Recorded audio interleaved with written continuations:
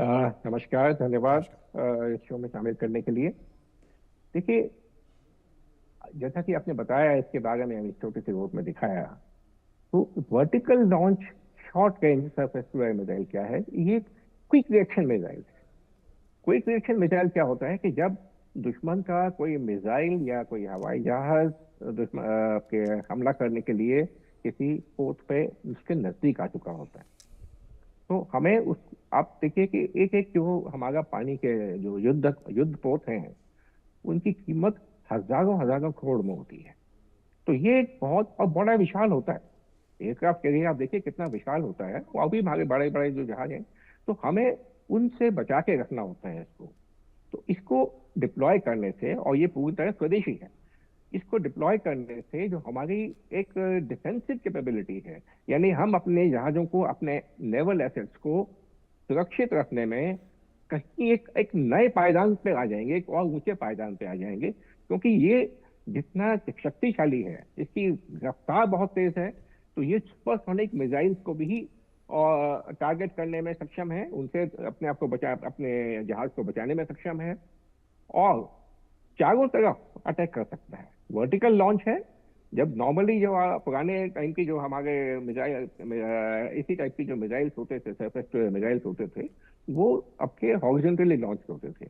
तो अगर आपको किसी उल्टी दिशा में वार करना है, तो आपका रेंज कम हो जाएगा, और यह आपको पूरे जहाज को घुमाना पड़ेगा, जो एक बड़ा मुश्किल काम होता है। यहाँ आपका वर्टिकल लॉन्च है, ये आप 360 डिग्री, यानी खतरा किसी भी दिशा से आए, ये उसको कंट्रोल कर सकता है। दूसरे, हमने पिछले कुछ समय में हमारे जो एयर डिफेंस कैपेबिलिटीज हैं, उसमें हमने आर्टिफिशियल इंटेलिजेंस का बड़े पैमाने पर इस्तेमाल किया है। तो इसके चलते जो हमारा जो एक जिसे कहते हैं रिएक्शन टाइम, वो पहले के मुकाबले में कहीं अधिक बेहतर हो गया है, कहीं अधिक प्रभावी हो गया है, जिसका दृश्य हमने अभी हाल के जो ऑपरेशन सिंदूर है, हमने देखा कि किस तरीके से हमने दुश्मन के मिसाइलों को टारगेट पे पहुंचने से पहले ही ध्वस्त कर दिया। तो ये एक बहुत बड़ी शक्ति है। भारत का अपना स्वदेशी बना हुआ है, पूरी तरह से कंप्लीट हमें कंट्रोल इसके ऊपर है।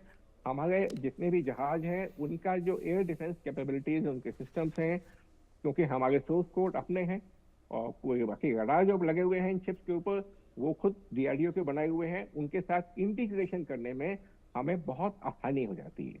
तो इस तरह से देखा जाए तो ये एक फोर्स मल्टीप्लायर है, ये शक्ति को कई गुना बढ़ाता है। तो पूर्व निदेशक रवि कुमार गुप्ता साहब हमारे साथ मौजूद थे, डीआरडीओ के। रवि कुमार गुप्ता साहब, चूंकि आप भी डीआरडीओ में रहे हैं और इस वक्त डीआरडीओ से जुड़ी हुई बड़ी खबर यह है कि केंद्रीय कैबिनेट ने डीआरडीओ के जो प्रमुख हैं डॉक्टर समीर वी कामत, उनका कार्यकाल 1 साल के लिए और बढ़ा दिया है, 1 साल के लिए उनको एक्सटेंशन दे दिया है। तो ये एक बड़ी बात है। मेरे साथ तपेश चौधरी साहब मौजूद हैं। तपेश जी, असल में आत्मनिर्भरता के ऊपर डिफेंस सेक्टर में भारत में बहुत तेजी से काम हुआ है। डीआरडीओ ने पहले भी बहुत अच्छे काम किए, इसमें कोई शक नहीं है, लेकिन जिसे कहते हैं ना कि इच्छा शक्ति, सरकारों की इच्छा शक्ति है कि नहीं, आपको जो विभाग देख रहा है, सरकार क्या उस तरीके से उससे लेती है कि नहीं लेती है।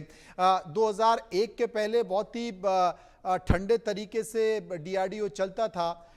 उसमें ये कहें कि सरकारों की भूमिका ज़्यादा थी या उनका प्रभाव ज़्यादा था या सरकारें तय करती थी, लेकिन मुझे लगता है कि इसमें एक फिर रफ्तार आई है, तेज़ी आई है, और वो तेज़ी आत्मनिर्भरता के तौर पर दिखाई भी दे रही है। आज की स्थिति ये है कि हम डिफेंस सेक्टर में, एक्सपोर्ट में भी एक बड़े संकेत उभर कर सामने आ रहे हैं।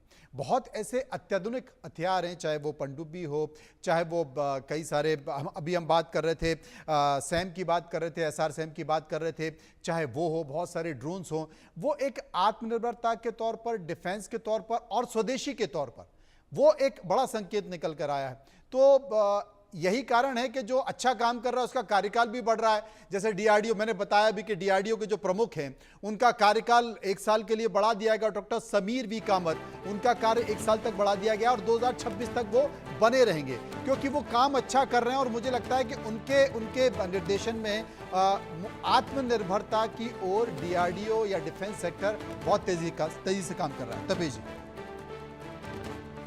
बिल्कुल, आपका कहना बिल्कुल ठीक है। पहली चीज तो ये है कि हमारा उद्देश्य क्या है? हमारे मोदी जी के अनुसार, या जो हमारी व्हाइट पेपर जिसको कह सकते हैं, कि हम 100 साल आजादी के बाद 2047 तक एक सुपर पावर बनेंगे।